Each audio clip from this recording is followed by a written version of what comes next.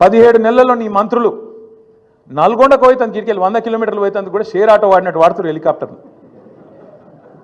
చూస్తలేరా మీరు?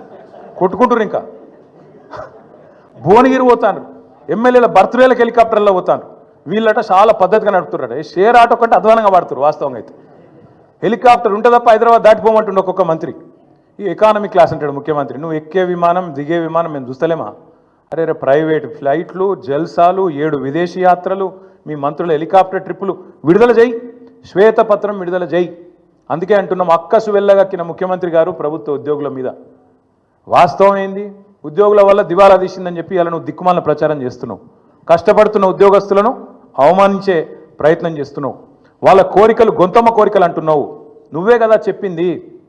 డిఏలు ఇస్తా అని చెప్పింది నువ్వు, పిఆర్సీ వేస్తా అని చెప్పింది నువ్వు.